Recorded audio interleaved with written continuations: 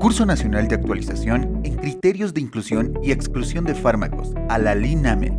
Temas: Ley del Medicamento, Proceso de elaboración de la LINAME, Comités de Farmacia y Terapéutica, a cargo de la doctora Tatiana Alejandra Ajata Pérez. Muy buenas noches a todos los participantes, a todos los que están presentes en sala, y agradecida, ¿no? Agradecida sobre todo a Dios, ¿no? Gracias a Él estoy acá, en primer lugar, y a Gilaña por la oportunidad que me dan de llegar hacia ustedes, que son aquel grupo selecto de profesionales que está inmerso en todo lo que es esto del uso racional de medicamentos y el manejo de medicamentos, siendo ustedes ese grupo selecto de profesionales que son tanto prescriptores, ¿no? Como dispensadores, conscientes del uso racional, ¿no? De los beneficios sociales y económicos, ¿no? Que trae a nuestro país el poder confeccionar una lista de medicamentos básicos que sobre todo sea acorde a nuestra realidad, ¿no?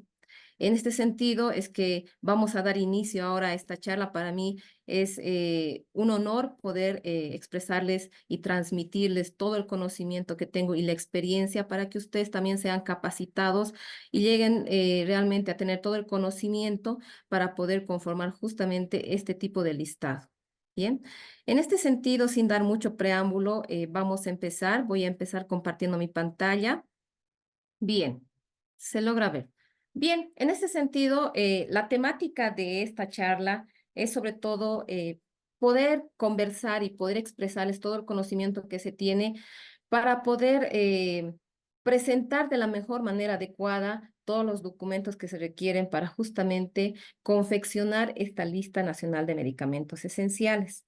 En este sentido, entendemos que todos los requisitos técnicos que se utilizan, que todos los, más que requisitos, son criterios técnicos, ¿no? Que nos van solicitando, tienen que estar muy apegadas a la normativa, a la política de nuestro país, ¿no? Cada uno de los requisitos está explícito en todo el ámbito de normas y protocolos que tenemos para poder ser respaldada y al momento de ser presentada, pues no sea invalidada. En este sentido, vamos a ir viendo todas las políticas que tenemos, los reglamentos que hay justamente en relación a la presentación y elaboración de esta lista nacional de medicamentos esenciales.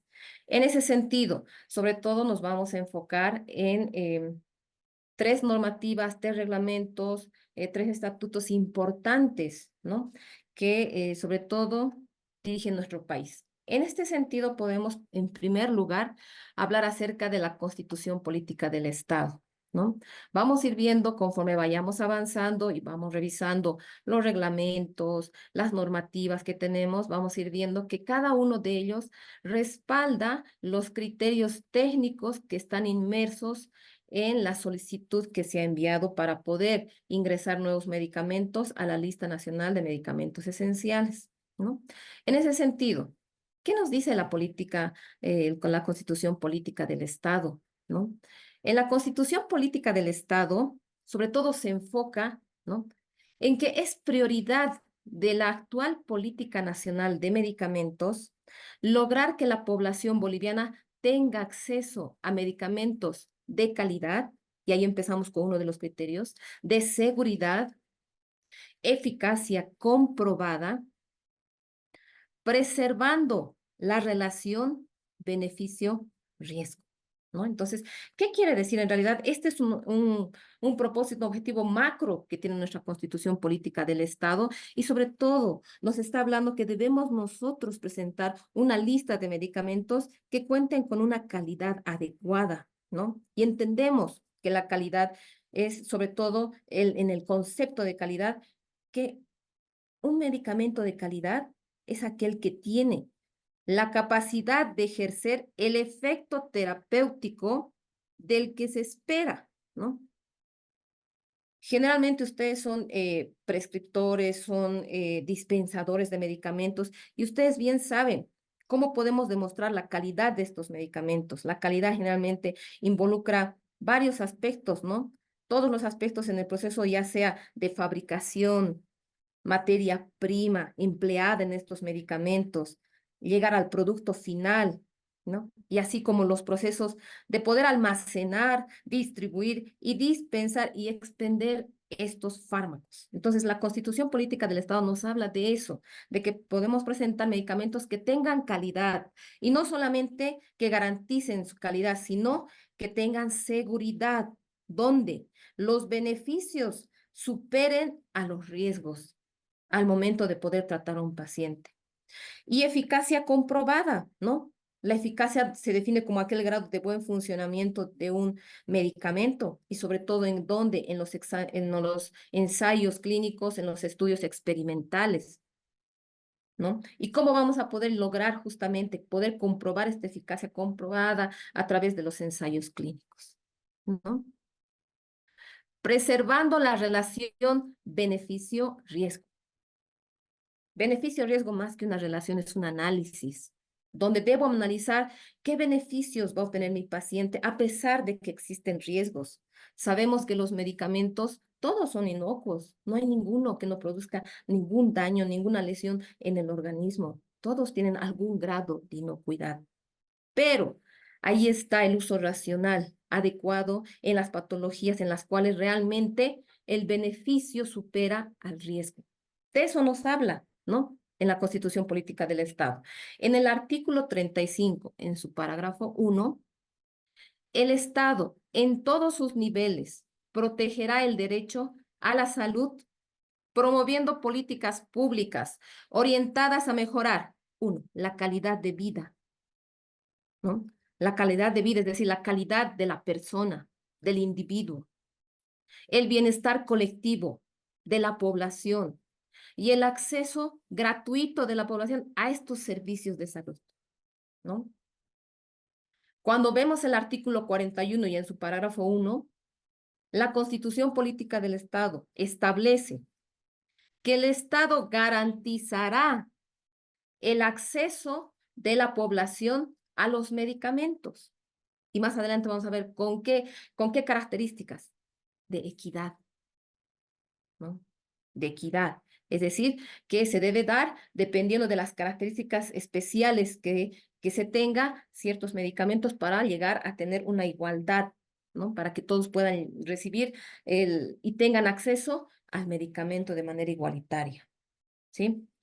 Vámonos al parágrafo 2 de la Constitución Política del Estado. No vamos a describir toda la Constitución, no se preocupen, sino estamos punteando cosas que nos interesan, que nos relacionan a lo que es el manejo de medicamentos y sobre todo a poder seleccionar esta lista, porque dentro de este tipo de normativas, de reglamentos y todo lo que tenemos dentro de nuestra política, están inmersos pues los criterios de selección, ¿no? Y tenemos que nosotros tener el conocimiento para poder con justa razón poder ya agregar este tipo de criterios pues respaldados en la normativa. En el parágrafo 2 de la Constitución Política del Estado, el Estado priorizará los medicamentos genéricos y ahí viene otro criterio que está incluido, no solamente en los criterios técnicos que tenemos como país, sino a nivel internacional desde los criterios de selección en la lista modelo de medicamentos de la Organización Mundial de la Salud. Priorizar la medicación en base a los genéricos. ¿A través de qué? Del fomento de su producción interna, ¿no? Y ahí también hay algo que también está presente en los requisitos que nos hablan de que se priorizará la producción nacional y en su caso determinará su importación. ¿Sí? Entonces, cada uno de estos parágrafos que nos hablan en la Constitución Política del Estado, pues está presente actualmente dentro de los requisitos para confeccionar nuestra lista. Bien, ¿no? Otro de los documentos que nos interesa conocer como prescriptores y como dispensadores de medicamentos y sobre todo interesados en lo que son los criterios técnicos para conformar la lista de medicamentos esenciales, pues es la Ley del Medicamento 1737. La Ley del Medicamento 1737 es una ley que ha sido aprobada el 17 de diciembre de 1996, que señala, ¿no?, que la Política Nacional de Medicamentos del Estado boliviano deberá cumplir con el objetivo de establecer un universo racional de medicamentos de costo-beneficio favorable para la comunidad, acorde con las necesidades de patologías prevalentes en el país. Y aquí vamos con otro criterio, ¿no? Necesitamos incluir fármacos que puedan cubrir las patologías prevalentes de nuestro país. Si bien tenemos criterios que los adoptamos de organizaciones como la OMS, que son internacionales, pues tenemos que adaptarlos a nuestra realidad, ¿no? Hay factores determinantes de salud en nuestro medio que nos hacen ver cuál es el estado de salud de nuestra población. Y dentro de estos factores determinantes de salud, pues están las características biológicas de cada persona, el medio ambiente, ¿no? No es lo mismo poder seleccionar medicamentos de acuerdo a los pisos ecológicos en el altiplano que en el trópico. Hay características especiales. Nuestras listas, solicitudes petitorias no pueden ser las mismas que las que están en Santa Cruz, que las que están en el Beni, diferencian en lo que es patología prevalente, ¿sí? Por lo cual es un requisito sumamente fundamental que esté presente. La ley del medicamento en su artículo 36, concordante con el decreto supremo 26873 del 21 de diciembre del 2002 que nos habla del SNUS, ¿no? Del Sistema Nacional Único de Suministros, en su artículo 12 señala que la adquisición de medicamentos en todo el sistema público de salud y seguridad social a corto plazo debe basarse en las listas nacionales de medicamentos esenciales establecidas por el Ministerio de Salud y Deportes. Entonces, es lo que conocemos.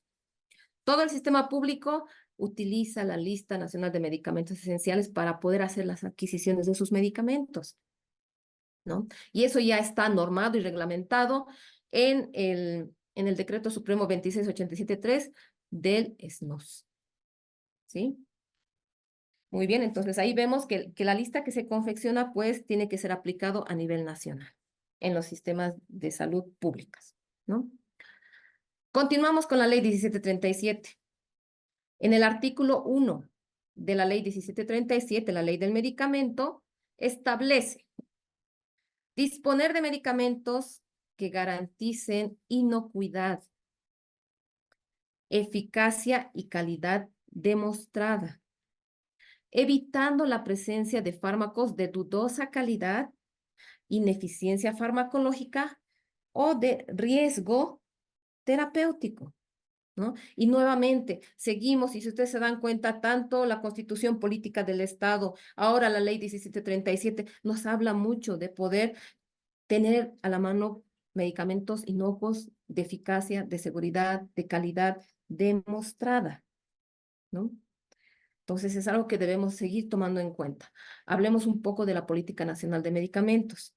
La Política Nacional de Medicamentos, aprobada con resolución ministerial 0038, el 28 de enero del 2003, tiene un objetivo macro. ¿Cuál es? Es de lograr que la población boliviana tenga acceso. Aquí hablamos con equidad, ¿no es cierto? Recuerden que les decía que hay diferencia entre lo que es equidad y lo que es igualdad, ¿no? La equidad entendemos como ese trato diferenciado, ¿no? En función a ciertas situaciones específicas, siempre con el fin de lograr igualdad. En este caso, la Política Nacional de Medicamentos nos recomienda eso, ¿no? Que tengamos el acceso de estos medicamentos con equidad, ¿no? De estos medicamentos esenciales, que nuevamente sean seguros, sean eficaces y de calidad a través de la acción reguladora del Estado, ¿no? Y acá intervienen las agencias reguladoras. La concurrencia de todos los sectores involucrados. Miren que esto hace un movimiento participativo amplio, ¿no? Porque todos los sectores involucrados estamos entre los prescriptores, que somos los médicos, los dispensadores, están los servicios hospitalarios, primer nivel, servicios hospitalarios de segundo nivel, los terceros, todos estamos involucrados y podemos participar, ¿no? Pero también señala y establece la participación de la comunidad organizada, las organizaciones sociales, reconociendo sus terapias tradicionales en el marco del uso racional. ¿Sí? Entonces, eso es algo que hay que tomar en cuenta y al momento de poder solicitar este tipo de listas, pues hacer un proceso dinámico, activo, participativo, ¿no? Y lógicamente objetivo, que tenga justamente el respaldo científico al momento de poder seleccionar los medicamentos de acuerdo a nuestra patología prevalente como altiplano, como trópico, ¿no? Dependiendo de la zona en la cual estamos haciendo la solicitud. Bien, seguimos con la ley 1737, ¿no? Les pido por favor que no se aburran, pero es muy interesante cuando vamos un poco indagando y viendo, ¿no? Cómo es nuestra constitución y cómo vienen las leyes que amparan justamente este proceso, ¿sí? Vámonos al capítulo tercero. Las áreas de aplicación de la ley 1737 tienen las siguientes finalidades. 1. Garantizar medicamentos que tengan calidad y eficacia comprobada. ¿Ve? Seguimos en lo mismo. Quiero que recuerden que estos criterios técnicos de eficacia y seguridad, de costo, ¿no? De calidad, en realidad son criterios que se han ido utilizando desde hace mucho tiempo, incluso desde que los países pioneros que han empezado con esto de medicamentos esenciales, como por ejemplo el Perú, ya empezaban a manejar el concepto de medicamento esencial y sobre todo, debido a la necesidad que tenía su población, a estructurar este tipo de listas, ¿no? A poder conformar este tipo de listas que puedan cubrir las patologías prevalentes, pero enmarcado en 3 requisitos importantes. ¿Cuáles eran? Eficacia, ¿no? Seguridad y calidad. Y en algunos casos ingresó también el costo, ¿no? Entonces son pilares fundamentales básicos que la mayor parte y todos los países lo adoptan como primordiales. Entonces, garantizar medicamentos que tengan calidad y eficacia comprobada, ¿no? ¿A través de qué comprobamos? A través de estos ensayos experimentales, ¿no? Preservando que la relación beneficio-riesgo sea favorable a la salud, ¿no? Donde decíamos que los beneficios tienen que ser premonitorios a los riesgos y que sean accesibles a todos los habitantes del país, ¿no? 2, establecer un universo racional de medicamentos de costo-beneficio favorable para la comunidad acorde con las necesidades de patologías prevalentes en el país, ¿no? Entonces, este universo tiene que ser conformado con estos medicamentos, ¿no? Un universo racional de medicamentos, ¿no? Que sean lógicos, que necesitamos como país de acuerdo a las patologías que van presentándose, pero que tengan un costo-beneficio favorable, que sean accesibles al bolsillo del paciente. 3, revisar y actualizar de forma en forma permanente el formulario terapéutico nacional, las normas farmacológicas y las normas terapéuticas. Bien, la Organización Mundial de la Salud, ¿no? Del cual adoptamos bastantes criterios, del cual las recomendaciones que vienen pues son positivas porque evidentemente se desarrollan en un país que lógicamente está en lo último de tecnología, ¿no? Un país donde tienen comités de expertos y verdaderos expertos al momento de desarrollar este tipo de listas. Una de las recomendaciones primordiales son que las listas de medicamentos esenciales, ¿no? Utilicen como base, como punto de partida, justamente estas guías de atención clínica, estas guías o protocolos de atención de cada país. Si nosotros tenemos nuestro protocolo de atención, ¿no? Y en este caso nuestro formulario terapéutico nacional, este vendría a ser la línea de base para que podamos desarrollar y estructurar nuestra lista de medicamentos esenciales. Esta es la recomendación que nos da la Organización Mundial de la Salud y que lógicamente poder establecer este tipo de guías clínicas no es fácil, porque lleva un trabajo arduo, es un trabajo en el cual hay múltiples participantes, ¿no? Y realmente la mayor parte tienen que ser personas que están inmersos en la parte clínica, expertos en esta área, y lleva su tiempo. Entonces, no es una sugerencia muy fácil de cumplir por los países, ¿no? Algunos sí van desarrollando y actualizando este tipo de formularios terapéuticos y otros están un poco retrasados, ¿no? Pero es bueno tomarlo en cuenta. Seguimos con la ley del medicamento. La ley del medicamento en el capítulo 6, ¿no? Nos habla del control de calidad de los medicamentos. Y quise ponerlo esto acá para que podamos ir viendo dentro de nuestros requisitos que nos solicitan que también está inmerso este criterio, ¿no? Y en el artículo 12, ¿qué indica? Establece que la industria farmacéutica y las firmas importadoras de medicamentos estén obligadas a garantizar la calidad de sus productos. ¿Con qué? Con la presentación del certificado de control de calidad para cada lote de producción o importación, ¿sí? Entonces, es algo que podemos utilizarlo, ¿no? Al momento de poder presentar un certificado que nos hable de la calidad justamente de estos medicamentos.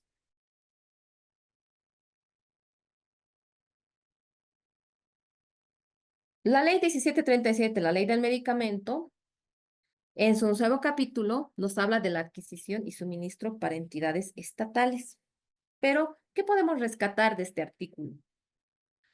El artículo 36 nos habla de la adquisición y suministro de los medicamentos para el Sistema Nacional de Salud, ¿no? Es decir, para todo el sistema público, ingresa en este grupo el Seguro Social, ¿no? Todos los policlínicos, todos los entes gestores, ¿no? A los cuales regula la ASOS, ¿sí? La adquisición y suministro de estos medicamentos se efectuará bajo denominación común internacional, de acuerdo a disposiciones y reglamentos legales vigentes, específicamente el Formulario Terapéutico Nacional, y deberá contar obligatoriamente con el certificado de control de calidad y el registro sanitario. Miren que estos documentos nos hablan de poder evidenciar la calidad de esos productos hasta cierto punto, ¿no? Y sobre todo, utilizar la denominación común internacional.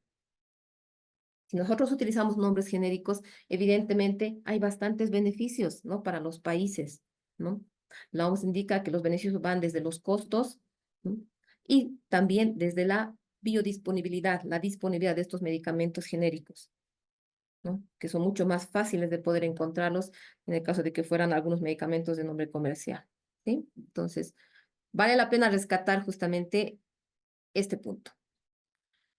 Hablemos un poco del reglamento de la ley 1737. Estoy hablando del decreto aprobado por el Decreto Supremo 25235 en su capítulo 16.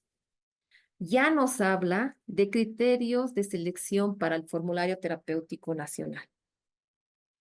En este sentido, si ustedes pueden ir observando uno a uno estos criterios, la mayor parte de estos criterios han sido adoptados de aquellos sugeridos por la Organización Mundial de la Salud, ¿sí? Y lógicamente hemos ido adoptando esto un poco más adaptado a nuestra realidad, ¿sí?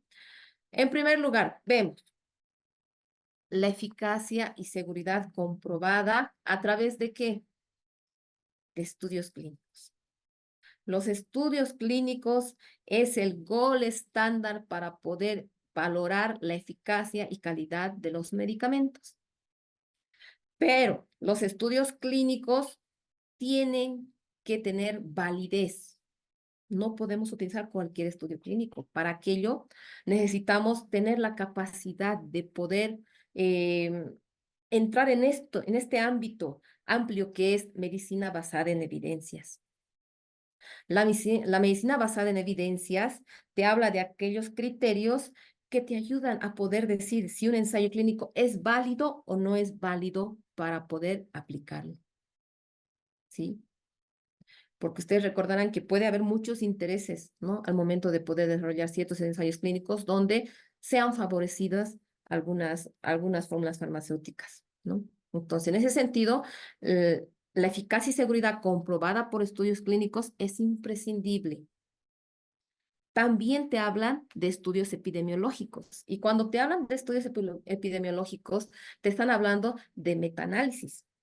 Los metaanálisis son una conjunción, una recolección de varios ensayos clínicos en los cuales se sacan datos epidemiológicos que son de una fuerte validez estadística, ¿sí? Que son de mucho peso. Pero lógicamente tienen que ser de un origen de fuente reconocida, es decir, de revistas que han sido indexadas, ¿sí? 2, necesidad del medicamento en relación a los índices de mortalidad predominantemente en nuestro medio. La OMS nos recomienda que la necesidad debe ir enfocada, lógicamente, en la morbilidad, no hablan mucho de mortalidad, en la morbilidad, ¿no? De los países, pero en el caso de Bolivia, nosotros tenemos altas tasas de mortalidad materna, ¿no? Mortalidad infantil.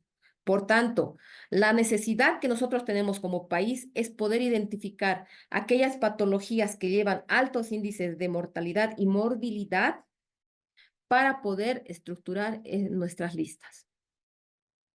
Cuando hablamos de necesidad, no solo estamos hablando de patologías, de enfermedades, no solamente estamos hablando de esto, sino también estamos hablando de que una vez que nosotros vemos qué patologías son frecuentes, también veamos que se tienen los recursos necesarios para poder introducir ciertos medicamentos que necesitan algún tipo de dispositivo para su utilización, necesitan ambientes específicos, ¿no? Para poder utilizar estos fármacos. Necesitan el personal médico, enfermeras apropiadas para poder utilizar estos fármacos, ¿sí? A eso sobre todo se requiere, se habla cuando se enfoca mucho en lo que es necesidad del medicamento. Si bien necesitamos por nuestros altos niveles de mortalidad, pero también tenemos que ir viendo que sí tenemos nosotros la capacidad de poder utilizar ciertos medicamentos que requieren circunstancias específicas para su buen uso e incluso hasta para poder mantener su cadena de frío y todo aquello, ¿no? Vámonos al punto 3. Evitar el número exagerado de formas farmacéuticas y concentraciones. Lógicamente, es inútil tener una lista bastante amplia donde existen muchos fármacos que muy posiblemente ya no estén disponibles en el mercado.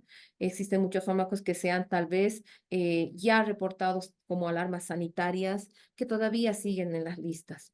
Entonces, debemos evitar el número exagerado de estas formas farmacéuticas y concentraciones, y si hay la necesidad de poder algunos sugerir que se debe retirar por ciertas circunstancias, pues hacerlo, ¿no? El mayor coeficiente beneficio-riesgo, como ya habíamos hablado, ¿no? Más que coeficiente es el análisis, beneficio-riesgo. Porque cuando nosotros leemos mayor coeficiente o cociente, como le pusieron, beneficio-riesgo, pues entendemos que es una fórmula matemática donde tenemos que dividir el beneficio que traen los medicamentos en contraposición al riesgo. Pero no es así. En realidad, esta relación sobre todo va orientado al análisis de los beneficios que otorga un fármaco en contraposición a los riesgos, ¿no? Y eso se debe analizar y lo vamos a explicar mucho más adelante cómo se hace. Proseguimos. Lo que menos quiero es poder aburrirlos, cansarlos. Vamos adelante. Los medicamentos nuevos o de reciente introducción al mercado farmacéutico nacional deberán ser tomados en cuenta solo si ofrecen mayor eficacia y seguridad sobre alternativas existentes. Perdón. Sobre alternativas existentes, ¿no? Evidentemente hay muy buenos fármacos que son lo último de lo último, ¿no? Que nos podrían ayudar sobre todo en patologías como el cáncer, ¿no?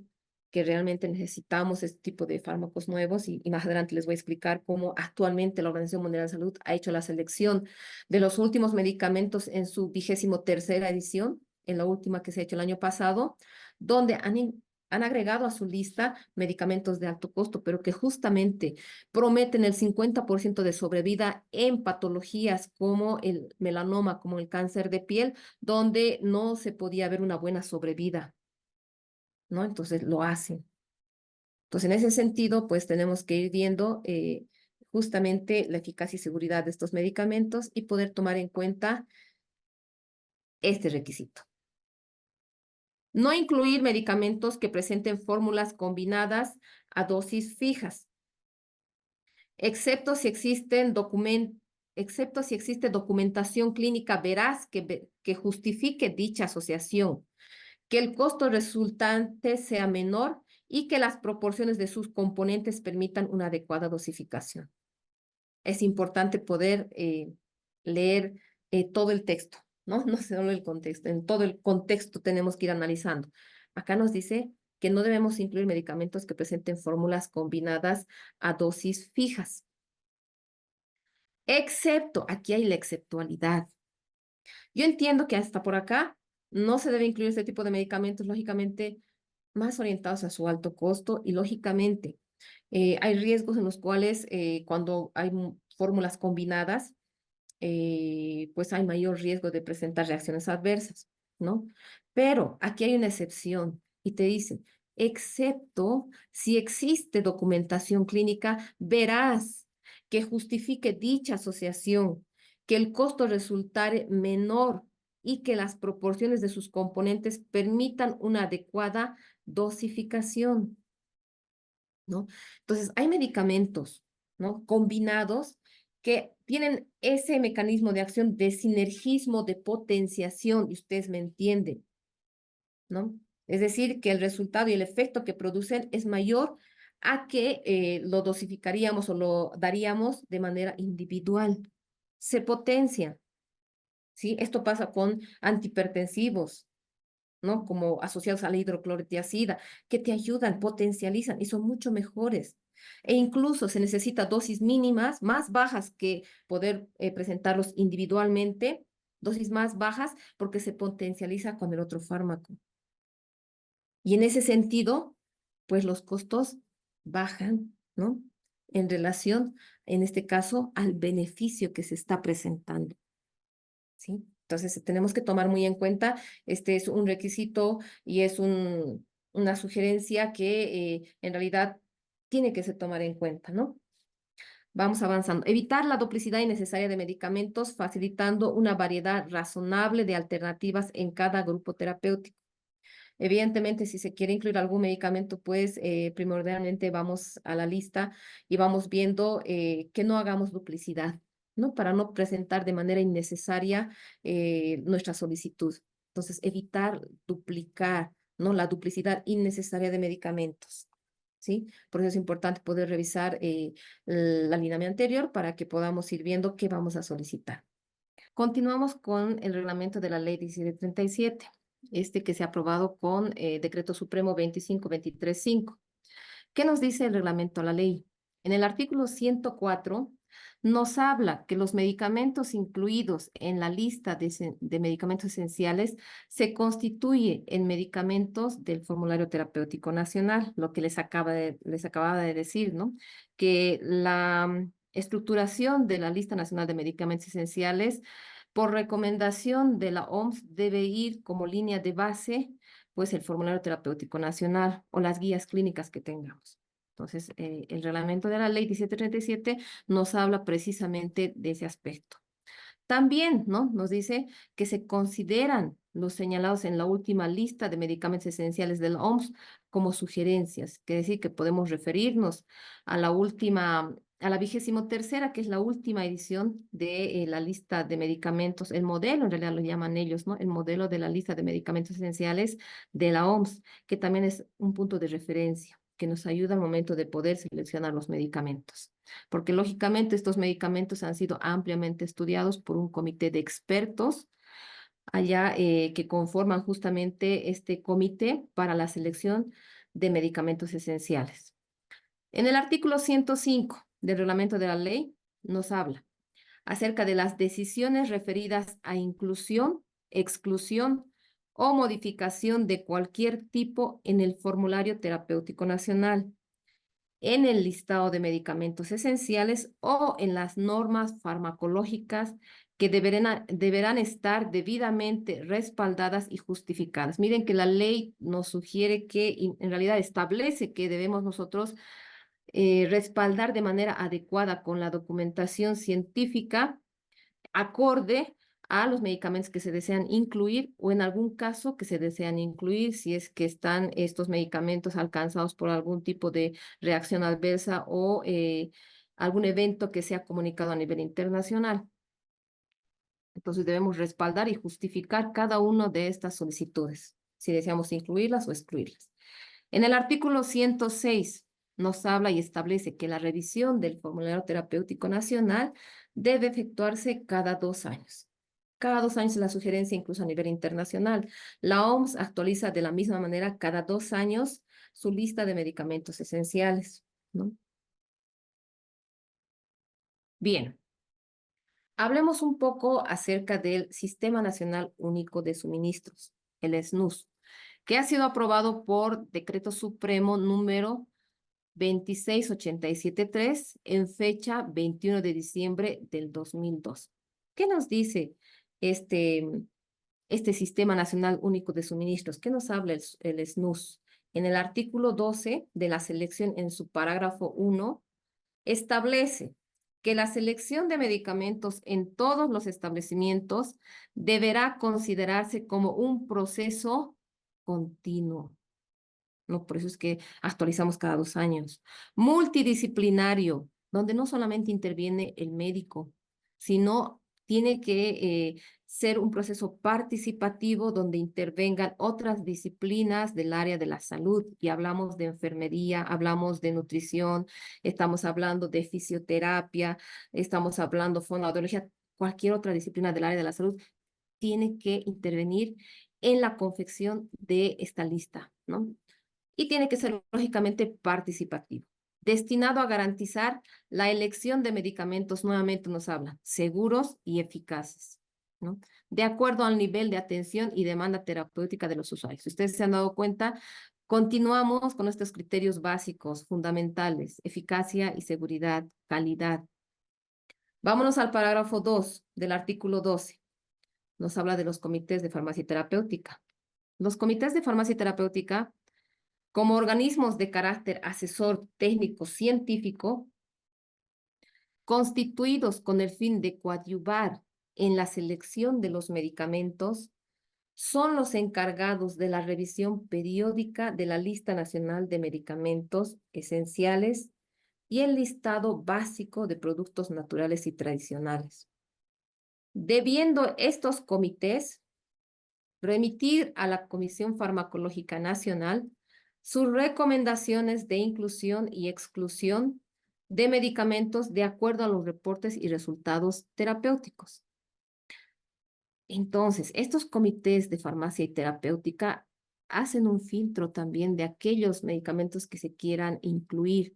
¿Por qué? Porque ellos están también capacitados y deberían estar capacitados en lo que es el análisis, sobre todo de calidad de los ensayos clínicos, ¿no? Sobre todo de poder tener una autonomía en la inteligencia de poder hacer medicina basada en evidencias, ¿no? Es una capacidad que ellos tienen, ¿no? Al momento de poder evaluar los ensayos clínicos para poder solicitar medicamentos. Hablemos nuevamente ahora de lo que establece la Ley 1737 y su reglamento, sobre todo relacionado a la Comisión Farmacológica Nacional. La Comisión Farmacológica Nacional es aquel ente o aquel órgano técnico asesor científico que coadyuva ¿en qué? ¿En qué ayuda? En la elaboración de normas farmacológicas, en la elaboración de guías farmacoterapéuticas, lo que habíamos hablado de nuestro formulario farmacoterapéutico, en la elaboración y revisión de la lista nacional de medicamentos esenciales, en la consideración de productos nuevos que quieran ingresar al país y que necesitan obtener su registro sanitario, y en funciones de farmacovigilancia, ¿no? Estas son las funciones que establece la Comisión Farmacológica Nacional, hacer justamente este ente asesor técnico-científico del Ministerio. Veamos un poco el reglamento de la Comisión Farmacológica Nacional. Vamos a ir viendo cuáles son los alcances, cómo están conformados, siendo que este reglamento ha sido aprobado por Resolución Ministerial 0138 el 14 de abril de 1998.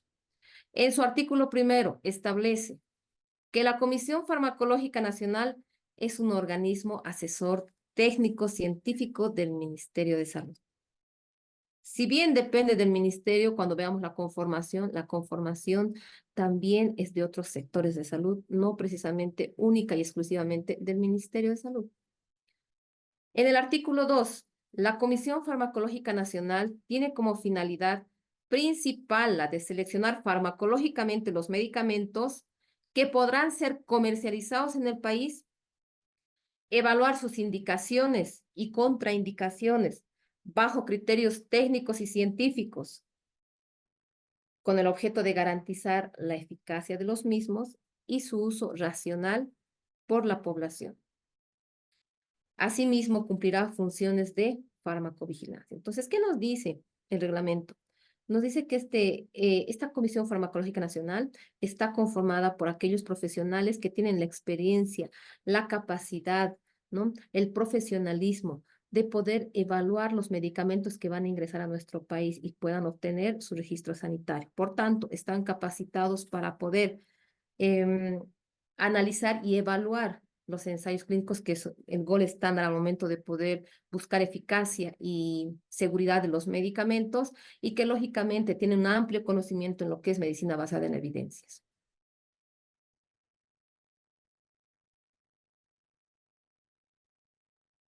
Hablemos un poco de las atribuciones del comité.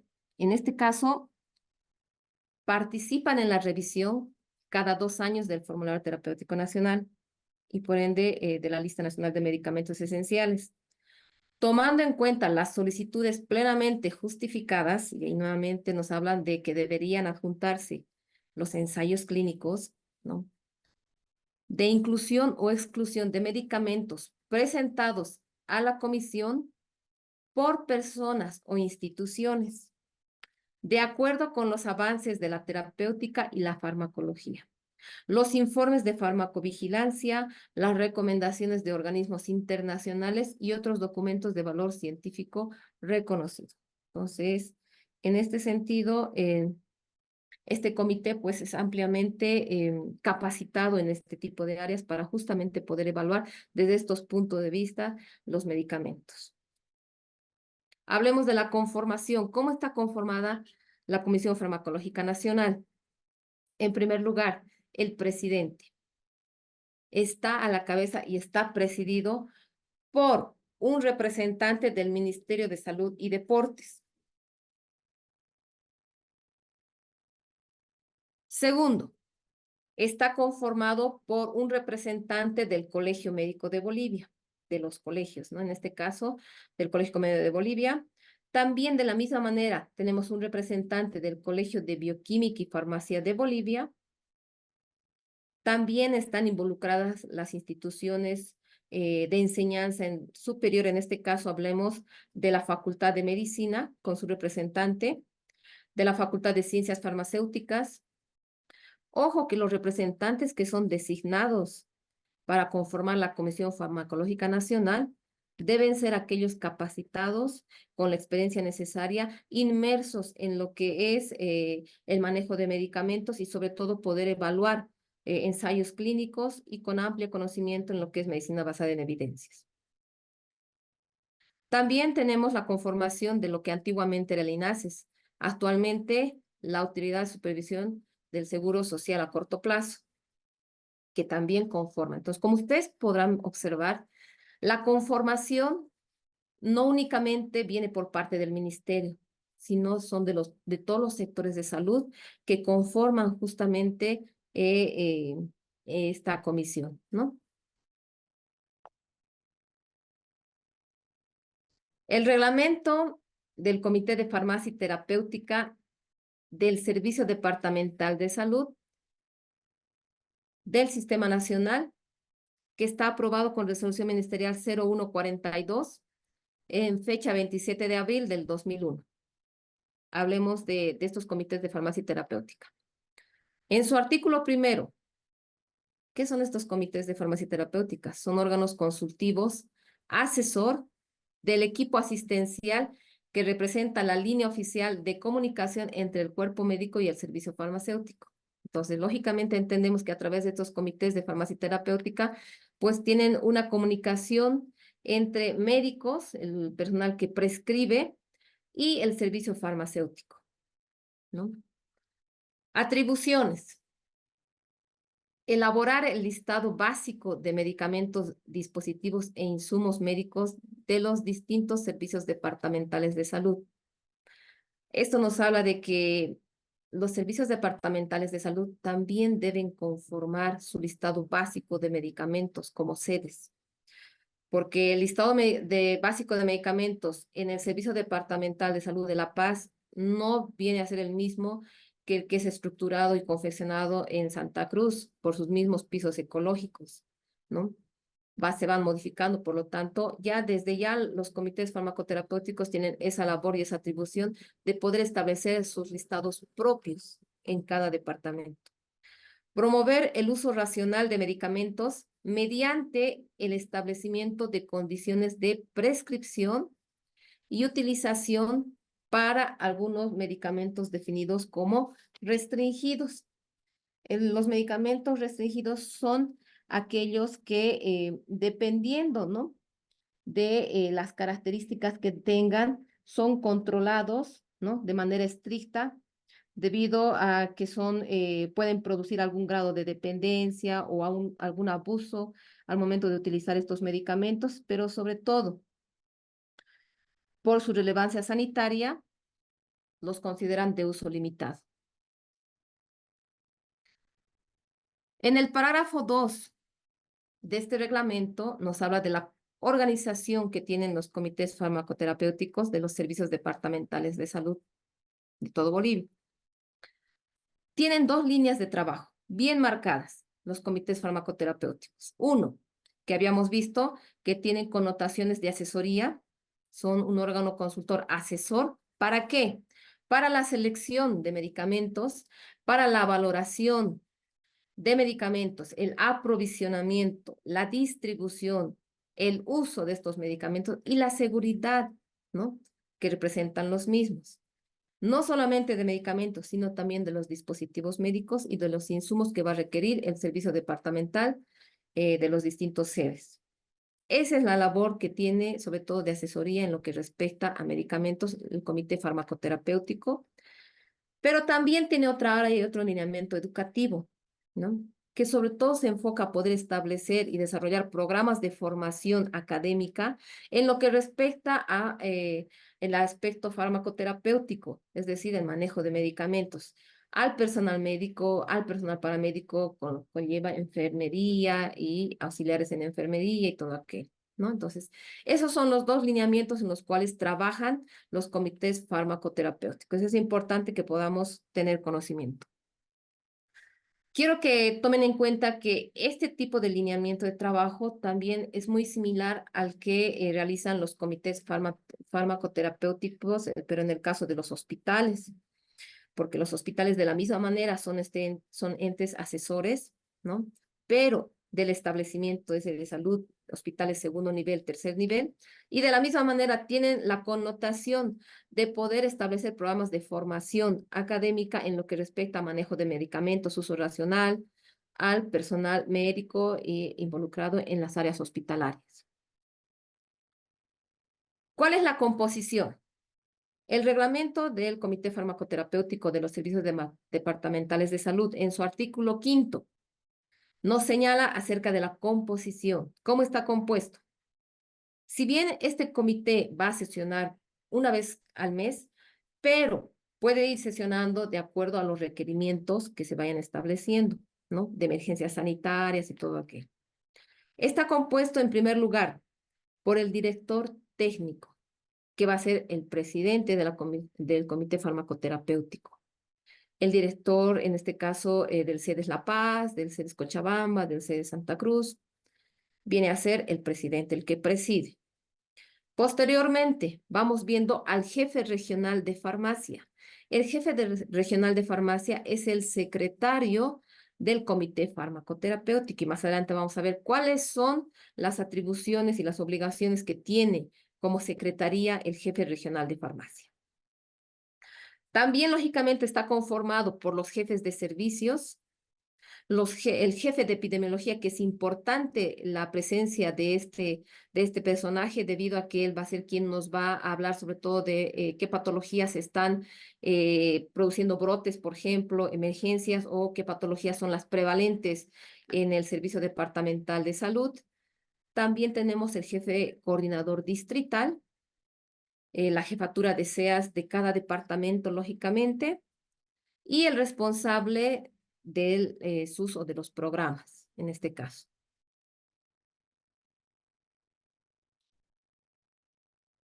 Veamos del reglamento el parágrafo 2 de la organización de estos comités farmacoterapéuticos.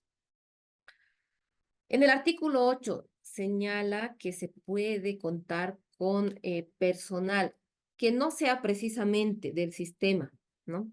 Del sistema de salud público, pero que sean personajes expertos, ¿no? En ciertos puntos específicos que tenga que tratar el comité farmacoterapéutico. Y te dice en el artículo 8, existe la posibilidad de invitar a expertos a formar parte en las reuniones intra o extrainstitucionales que contribuyan con su conocimiento a la solución de problemas, ¿no? En este caso es importante tomar en cuenta porque existen ciertas patologías en las cuales hay manejo de medicamentos que requieren de un especialista en el área, que no precisamente conforma el comité farmacoterapéutico. El orden del día, ¿cómo es que sesiona el comité farmacoterapéutico?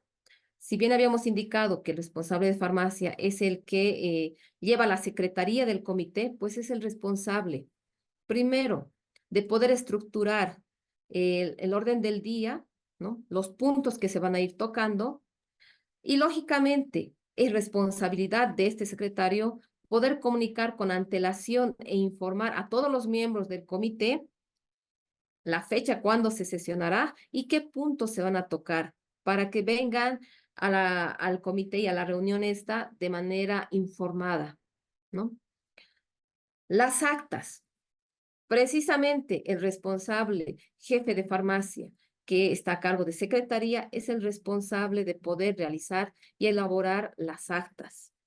Estas actas se archivan en el servicio de farmacia y lógicamente es deber y obligación del secretario, que es el jefe de farmacia, poder difundir los acuerdos, conclusiones y recomendaciones que se han realizado producto de la reunión del comité. El informe final que se realiza, ¿no? Cada mes debe tener una copia del acta y, lógicamente, los acuerdos y decisiones, planteamientos, solicitudes y necesidades se debe enviar a la agencia reguladora. Y en este caso, en el caso que sea la selección de los medicamentos esenciales del Servicio Departamental de Salud, pues lógicamente el acta debe ser enviada, una copia de esta acta juntamente con las solicitudes debidamente respaldadas con los ensayos clínicos a la autoridad reguladora. Veamos un poco en el parágrafo 3 las funciones y atribuciones. ¿Qué funciones más tiene este comité? Muy aparte de lo que ya habíamos señalado. Al ser asesor del cuerpo médico y del servicio farmacéutico, que decíamos que es el nexo, ¿no? Y la línea de comunicación entre estos dos servicios, pues tiene la función de elaborar el listado básico de medicamentos, dispositivos e insumos médicos de los servicios departamentales de salud, mediante la selección de medicamentos en base a criterios de selección de la OMS, ¿no? Miren que acá esto está reglamentado. Esto ya tiene la aprobación con su resolución ministerial y acá te señala que utilizan como base los criterios que en la OMS recomiendan, ¿no? Entonces, en ese sentido, ellos echan mano de este tipo de criterios técnicos. Lógicamente, hacen la consulta a sus diferentes departamentos médicos.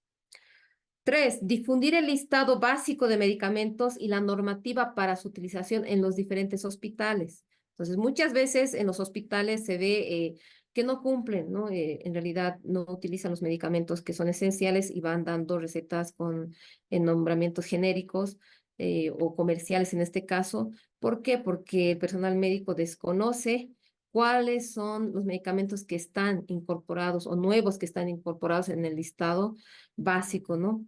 En ese sentido, es importante poder justamente difundir este tipo de listas en todos los hospitales.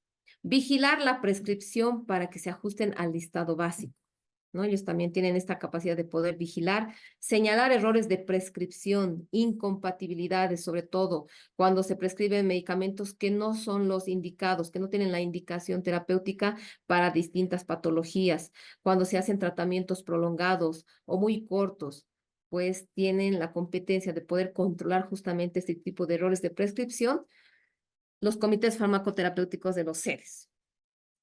Informar lo concerniente a adquisiciones, distribución y seguridad del uso de medicamentos y dispositivos e insumos médicos.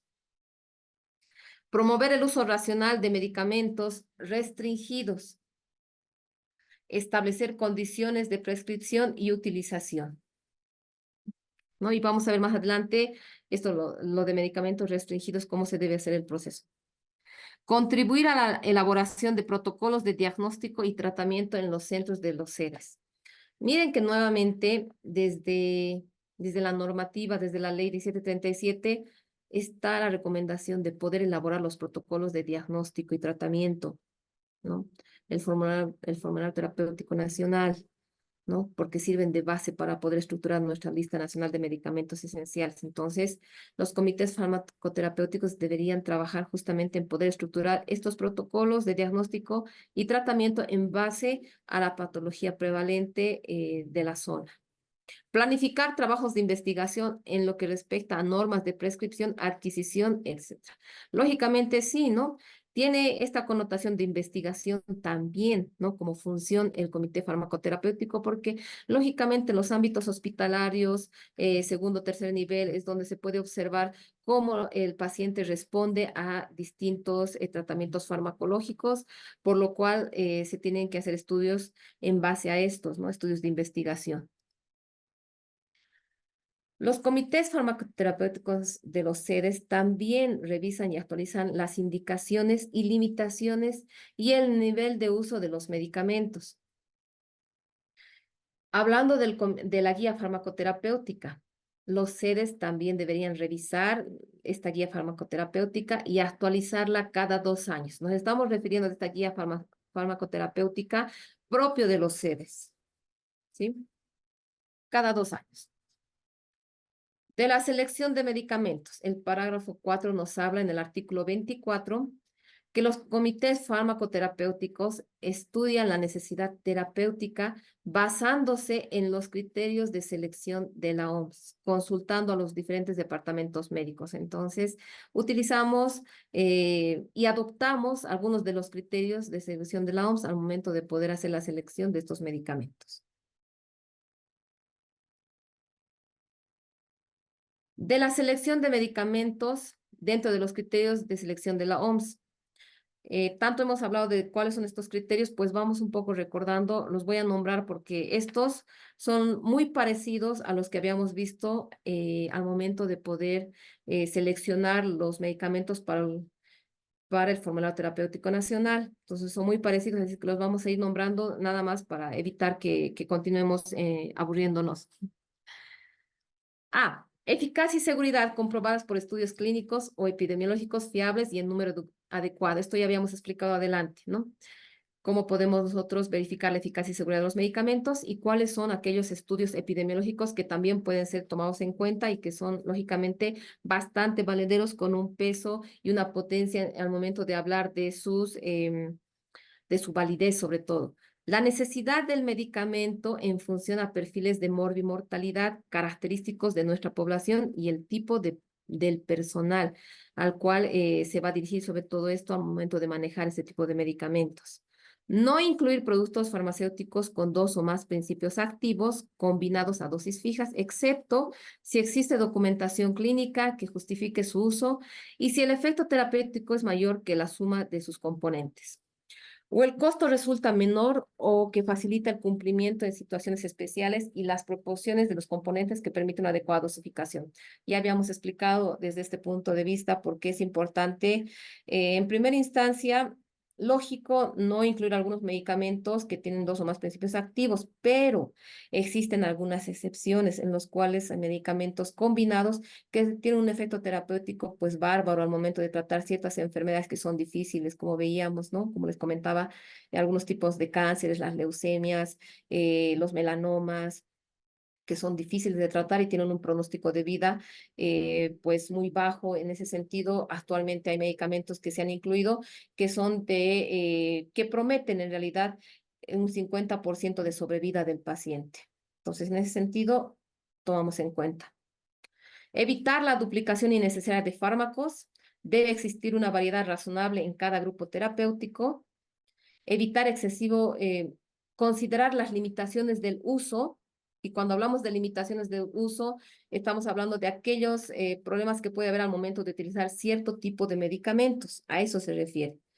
Ejemplos, para empleo por especialistas, evidentemente tenemos que contar con el personal humano calificado, cualificado para manejar específicos fármacos, ¿no? Como en este caso puede ser los quimioterápicos, antirretrovirales, que necesitamos tener el recurso humano necesario y lógicamente la infraestructura, porque hay ciertos fármacos que necesitan ambientes específicos para poder ser empleados, ¿no? Considerar las siguientes pautas de priorización de grupos farmacológicos, componentes de eficacia, seguridad y necesidad demostradas. Esto ya lo habíamos explicado ampliamente, así es que no voy a redundar en lo mismo. Mayor cociente beneficio-riesgo. Nuevamente habíamos explicado que más que cociente es el análisis beneficio-riesgo, ¿no? Medicamentos que hayan sido objeto de estudios más completos, que lógicamente tienen, ¿no? Que ser tomados en cuenta. Propiedades farmacocinéticas, hay fármacos que mejoran las propiedades farmacocinéticas, que producen menos lesiones gástricas, que tienen mejor biodisponibilidad, evitan ciertos daños o excreciones a nivel hepático, renales. Hay que considerarlos. Medicamentos o formas farmacéuticas más estables. Entonces, todos estos son los criterios que la OMS va utilizando. Y en ese sentido es que ya los habíamos explicado y habíamos justificado por qué están inmersos en esta lista. Y vamos viendo nuevamente los criterios que están también involucrados en esta lista. Medicamentos para los que existen normas adecuadas para el control de calidad. Medicamentos cuya producción local sea confiable, ¿no? Lo que habíamos visto que se apoya bastante la producción nacional, pero siempre y cuando sean respaldados su eficacia y seguridad. La calidad verificable con documentos de control de calidad, que en la normativa misma, ¿no? En la ley 1737, en el reglamento de la ley del medicamento nos habla de los certificados de calidad con los cuales deben contar, ¿no? Los medicamentos. Ocasionalmente, la experiencia favorable en el uso de determinados medicamentos en el país. Lógicamente, existen medicamentos que son utilizados y que no conocemos, ¿no? Cuál es el efecto terapéutico que se está mostrando en los distintos hospitales de segundo y tercer nivel, por lo cual es importante poder tener esta experiencia, ¿no? Al uso de estos medicamentos, el menor costo, evidentemente, y los productos de reciente introducción en el campo clínico deberán ser tomados en cuenta solo si ofrecen mayor eficacia y seguridad sobre alternativas existentes en nuestro medio. ¿Sí? Creo que con eso es todo. Ahora, vámonos a la revisión y actualización del listado básico y guía farmacoterapéutica. En el artículo 31 nos habla que el listado básico de medicamentos será revisado y actualizado cada año. Estamos hablando del listado que realizan pues los hospitales y los servicios departamentales de salud. Se retirarán los productos farmacéuticos que se consideren obsoletos como les indicaba, medicamentos que muy posiblemente ya no están en el mercado, algunos con emergencias sanitarias, que deben ser revisados. La inclusión de un medicamento se realizará cuando exista un producto farmacéutico de eficacia y seguridad demostrada y que represente un real avance terapéutico para cubrir una importante necesidad médica, ¿no? Entonces, en este sentido, nuevamente continuamos con lo que es eficacia y seguridad para ser demostrada a través de los ensayos clínicos y pueda ser evaluada la validez de estos ensayos clínicos de manera óptima.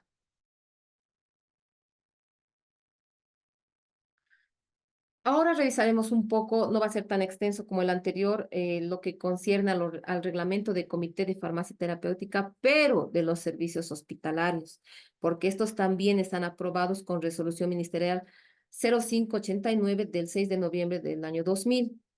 Lo vamos a hacer sumamente rápido, no es tan extenso.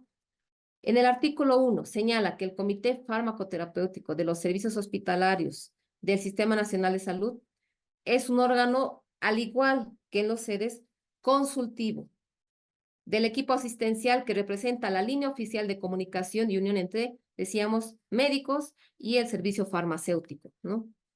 Eso es importante porque el momento en el cual no existe esta comunicación, por tanto, médicos requieren ciertos fármacos que el servicio farmacéutico desconoce, por tanto, no van haciendo un listado único. En el artículo 2, el Comité Farmacoterapéutico Hospitalario, ¿no?, tiene un carácter asesor. Además, se considera como un sistema de vigilancia y recomendación para el personal médico y paramédico y administrativo de los servicios del sistema de salud en todos los aspectos relacionados con el uso de medicamentos. Entonces, ¿quiénes orientan al respecto del manejo de estos medicamentos, al respecto de vigilancia, ¿no?, farmacológicas? Pues justamente es este comité al personal médico, sobre todo de los hospitales. La composición. En el parágrafo 2 nos habla justamente de este reglamento, cómo está compuesto el comité farmacoterapéutico. En primer lugar, como presidente, ¿no?, quien preside este comité es el director de cada hospital, y como secretario está establecido el jefe de servicio de farmacia. Evidentemente, está compuesto por todos los jefes de departamento o de servicio, ¿no?, de las distintas áreas hospitalarias. Está compuesto por la jefa de enfermeras y por el administrador de los servicios hospitalarios. Entonces, estos 5 personajes son los que conforman el Comité Farmacoterapéutico Hospitalario. No olviden que evidentemente pueden ellos incluir, porque el reglamento es muy parecido al de los servicios departamentales de salud, pueden incluir personajes profesionales, expertos que estén dentro del sistema o que no lo estén, pero son invitados porque son valorados por su experiencia que tienen al momento de ciertos puntos específicos que se tratan en estos comités. En el parágrafo 6 de la revisión y actualización del listado básico y guía farmacoterapéutica, ¿qué nos dice? Que en el artículo 13, ¿no?, estos comités farmacoterapéuticos tienen la capacidad de elaborar el listado básico de medicamentos, dispositivos e insumos médicos de los servicios hospitalarios, de cada hospital. Elaborar normas. Tienen la función de poder elaborar normas para incluir o excluir los medicamentos del listado básico de su propio hospital. Nuevamente, recalquemos, ¿no? No nos confundamos. En el artículo 24, el Comité Farmacoterapéutico deberá estudiar las necesidades terapéuticas siguiendo principalmente los criterios de la OMS, adoptando los criterios que algunos que ya habíamos visto, que están establecidos en el reglamento, previa consulta, lógicamente, a los departamentos médicos acerca de su requerimiento. Y luego establecer las directrices generales del repertorio de medicamentos de los centros hospitalarios del Sistema Nacional de Salud. Entiendo que esto es bastante pesado porque es normativa, es reglamentación, pero es de suma importancia, ¿no? Debemos conocer cómo están conformados estos comités y muchas de las personas participantes que están acá, pues son miembros de estos comités, ¿no? Y con esto vamos un poco recalcando sobre las funciones que tienen, recordamos un poco cuál es la conformación, ¿no? Que cada comité tiene. Por último, el artículo 35, se revisará o actualizará también las indicaciones, ¿no? Limitaciones y nivel de uso de los medicamentos. Miren la importancia que tienen los comités farmacoterapéuticos, ¿no? Y la importancia que le dan a las guías clínicas. ¿Para qué? Para que se puedan actualizar las indicaciones, las limitaciones de usos de ciertos fármacos, para que en este sentido ellos puedan ampliar o puedan optar de ciertos programas para mejorar tal vez infraestructura, para poder incrementar recurso humano especializado. Entonces, es importante que este tipo de comités sesionen y, lógicamente, en sus conclusiones puedan proyectar las necesidades que tiene cada hospital. Bien, el proceso de revisión de la LINAME. El proceso que se realiza, ¿no? Es sobre todo desde el punto de vista dinámico, es participativo, como ya habíamos visto, la misma ley nos habla de que tiene que ser un proceso en el cual se incluyan a todos los sectores de salud, ¿no? Vayamos incluyendo no solamente a médicos, a enfermeras, a todo el sector salud, pero también a organizaciones sociales. Es un proceso dinámico porque, como ustedes han ido viendo, son criterios técnicos que hay que irlos trabajando uno a uno, ¿no? Permanente, porque tiene que ir actualizándose. No podemos quedarnos con una lista de medicamentos por bastantes años, porque lógicamente este proceso dinámico también lo es al momento de poder hablar de prevalencia de enfermedades, por lo cual se debe actualizar, ¿no? Constantemente. Tiene que ser flexible porque tiene que haber ventanas en las cuales puedan haber opciones que se puedan agregar algunos medicamentos en los casos que hayan emergencias sanitarias, ¿no? O existan brotes, por ejemplo. Entonces, tiene que tener esa capacidad de ser flexible este proceso. Evidentemente, el proceso de revisión de las listas nacionales de medicamentos es un proceso objetivo. ¿Y a qué me refiero cuando es un proceso objetivo? Me refiero a que tiene que estar respaldado por documentación científica validada, ¿no? E imparcial. Tenemos que ir viendo justamente al momento de poder revisar y conformar estos comités terapéuticos que no existan justamente favoritismos en este caso, ¿no? Dentro de los participantes, como habíamos indicado, pues están los representantes de los diferentes establecimientos de salud a nivel nacional que pueden participar de este proceso, a los comités farmacoterapéuticos, que en realidad yo los he puesto en la base porque estos comités farmacoterapéuticos son la clave para poder iniciar el proceso, porque esto inicia desde los primeros, segundos, terceros niveles y luego se proyecta ya para que pueda ser evaluado a la agencia reguladora. De la misma manera, instituciones que requieren de la utilización de medicamentos también están involucrados en este proceso y no nos olvidemos de los programas del Ministerio de Salud, que ahora los llaman componentes del ministerio, ¿no? Bien, del proceso de envío de solicitudes, inclusión y exclusión de medicamentos, que está establecido en la circular 13 de la gestión 2024. Empecemos. ¿Dónde inicia este proceso?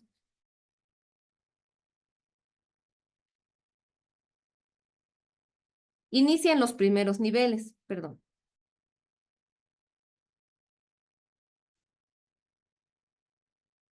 Inicia en los procesos, el proceso inicia en los primeros niveles de atención, ¿no? Los centros de salud de primer nivel, al igual que aquellos centros que cuentan con internación, pues de la misma manera tienen solicitudes de medicamentos, los cuales van a ser enviados a la Dirección Municipal de Salud. Eso es lo que establece la circular 13. Como también los hospitales de segundo nivel, que tienen conformados comités de farmacia terapéutica, pues envían las solicitudes también a la Dirección Municipal de Salud. Es decir, que la Dirección Municipal de Salud colecciona y va viendo las solicitudes tanto del primer y segundo nivel, ¿sí? Evidentemente, no hay un reglamento aprobado de comités farmacoterapéuticos municipales, por lo cual es solamente un ente que colecta la información y es enviada esta información al Comité de Farmacia y Terapéutica de los Servicios Departamentales de Salud. ¿Sí? Este es el flujo y el proceso que se sigue. Hablemos ahora de los terceros niveles, del hospital de tercer nivel. Evidentemente hemos visto y hemos revisado el reglamento de los comités de farmacia y terapéutica hospitalarios, y en este caso es este comité el que hace el primer filtro al momento de poder solicitar estos medicamentos, y lógicamente se envía ya al comité de farmacia y terapéutica de los sedes, donde ya vemos el segundo filtro. En realidad, estos comités farmacoterapéuticos tienen que ir revisando si realmente se tienen los ensayos clínicos que se requieren, que se solicitan, si están respaldados, si evidentemente no son solo revisiones bibliográficas, sino son estudios experimentales en seres humanos, para que pueda enviarse la solicitud a la agencia reguladora. Por otro lado, tenemos a los entes gestores, ¿no? Dentro de los entes gestores, de la misma manera, tenemos primeros, segundos y terceros niveles. Los primeros niveles, como por ejemplo, los policlínicos, que lógicamente tienen sus características especiales, porque hay policlínicos que cuentan con especialidades como traumatología, que hacen la consulta, ¿no? Lógicamente allá, cirugía, pero son considerados primeros niveles porque es el ingreso, ¿no? El ingreso al sistema de salud de los pacientes. Primeros niveles, policlínicos. Segundos niveles, por ejemplo, acá les pone una fotito del Hospital Obrero, o perdón, de los tercer nivel, Hospital Obrero. Y segundos niveles, ejemplo, Hospital Luis Uría de la Oliva, ¿no? Es catalogado como segundo nivel. Hay algunos entes gestores que presentan terceros niveles y otros que no, y la mayor parte están conformados por clínicas que son de segundo nivel. Estos, ¿no? Envían su solicitud a la unidad de farmacia regional, ¿no? Es lo que nos orienta la circular 13. Y la unidad de farmacia regional colecta la información y envía al Departamento de Farmacia Nacional del ente gestor. Todavía no hablamos de comités farmacoterapéuticos. Una vez que se tiene toda esta información, ingresa, ¿no? La participación del Comité de Farmacia Terapéutica, pero en este caso de la Autoridad de Supervisión Social a corto plazo, ¿no? De los seguros sociales a corto plazo, que sí tiene la conformación de su Comité de Farmacia Terapéutica. Entonces aquí tiene ya el filtro. Y lógicamente la ASUS envía y remite la documentación a la agencia reguladora. Por otro lado, hablemos del Ministerio de Salud como tal. El Ministerio de Salud y sus distintos componentes, que antes se llamaban programas, pues envían la documentación hacia directamente la agencia reguladora. Sin embargo, existen algunos programas, hasta donde tenemos conocimiento, que tienen la conformación de sus comités farmacoterapéuticos, como es el componente de infectocontagiosas, programa de VIH, que tiene bien conformado su comité farmacoterapéutico, ¿no? Y algunos componentes están en vías de poder conformar también sus comités. Y en este sentido son los que envían a la agencia reguladora la documentación. Bien. Entonces, hasta acá vamos a ir avanzando